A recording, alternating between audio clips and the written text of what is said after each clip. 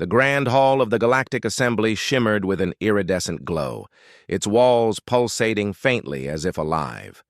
Representatives from thousands of species filled the chamber, their forms ranging from crystalline entities to amorphous clouds of sentient gas. Each carried a weapon, some ceremonial, others practical, but all were symbols of power and autonomy. Among them stood Commander Elias Voss, the sole human representative, his hands conspicuously empty. Elias felt the weight of countless eyes upon him, some curious, others disdainful. He had grown accustomed to this over the decades since humanity's admission into the galactic community. But tonight was different. Tonight, the Assembly convened not for diplomacy or trade, but to address a crisis that threatened every corner of the galaxy, the emergence of the Vorthax, a hive-minded race bent on consuming entire star systems.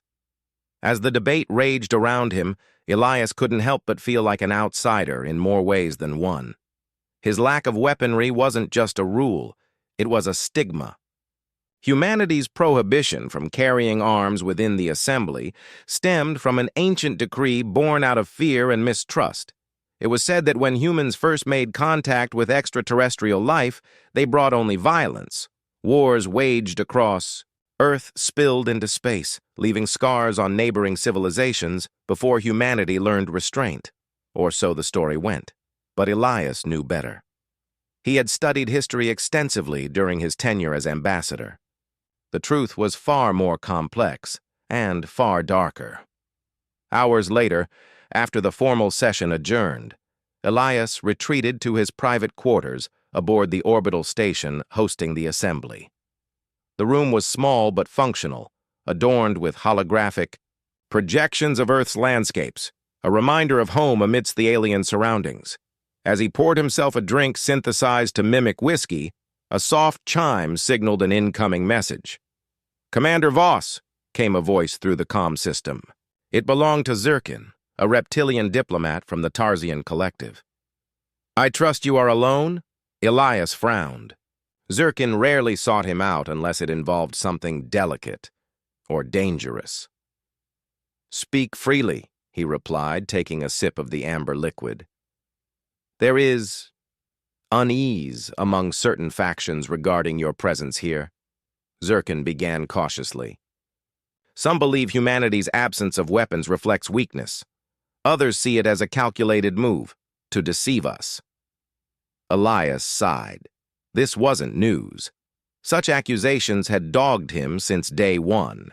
"And what do you believe?" he asked pointedly. "I believe there is merit to both perspectives," Zirkin admitted. "But I also believe that humanity harbors secrets. Secrets tied to why you were forbidden from bearing arms.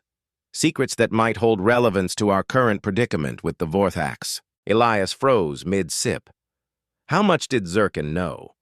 Before he could respond, the lights flickered, plunging the room into darkness.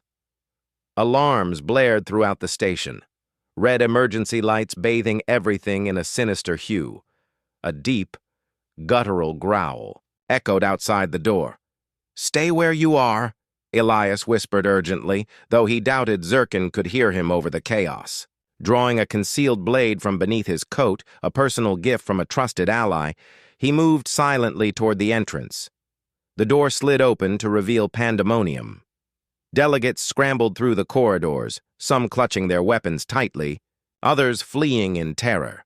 The air reeked of smoke and ozone. And then Elias saw it, a creature unlike anything he'd ever encountered. Towering at least 12 feet tall, its body resembled molten metal, shifting and reforming with each step. Its face, if it could be called that, was a jagged maw lined with razor-sharp teeth, a Vorthax scout. Panic surged through Elias, but years of training kept him calm. He lunged forward, driving the blade into the creature's side. For a moment, it staggered, emitting a high-pitched screech that reverberated through the corridor. Then, with horrifying speed, it swiped at him, sending him crashing into the wall. Elias groaned, pain shooting through his ribs. The blade clattered uselessly to the floor. Desperation clawed at him as the creature advanced. Just as it raised, a massive claw to strike, a bright beam of energy pierced its chest, causing it to collapse in a heap of steaming slag. Breathing heavily, Elias looked up to see Zirkin standing nearby, a sleek plasma rifle in hand. "You're welcome," the Tarsian said dryly. Back in the safety of his quarters, Elias confronted Zirkin about the earlier conversation. "What did you mean by secrets?" he demanded, nursing his injuries. Zirkin hesitated, then activated a secure holoscreen. An image appeared. A humanoid figure clad in armor unlike any Elias had seen before. The design was sleek, yet menacing, bristling with advanced weaponry. "This is Project Prometheus," Zirkin explained. "A classified initiative launched by your predecessors shortly after humanity joined the Assembly. Official records claim it was abandoned due to ethical concerns. Unofficially, well, let's just say rumors persist." Elias stared at the image, his mind racing. He had heard whispers of Project Prometheus during his time in military intelligence, but nothing concrete. If such technology existed, it would explain why humanity was barred from carrying weapons. They didn't need them. They had something far superior. "Why tell me this now?" Elias asked. "Because the Vorthax are unlike anything we've faced," Zirkin replied grimly. "If humanity has access to tools capable of turning the tide, we cannot afford to ignore them, not even if it means breaking old rules." Days passed as the Assembly debated strategies against the Vorthax. Despite growing tensions, no consensus emerged. Meanwhile, reports poured in of entire colonies vanishing without a trace. Time was running out. That night, Elias made a decision. Using encrypted channels, he reached out to an old contact deep within Earth's military archives. Hours later, he received confirmation. Project Prometheus still existed, hidden away in a classified facility orbiting Jupiter. Retrieving it would require breaching intergalactic law and risking humanity's standing among the stars. Yet Elias saw no other choice. If humanity wanted to survive, they needed to fight fire with fire. The journey to Jupiter was fraught with peril. Escort ships shadowed Elias's vessel, likely sent by factions suspicious of his intentions. Ignoring them, he docked at the clandestine station housing Project Prometheus. Inside, rows of dormant exosuits awaited activation.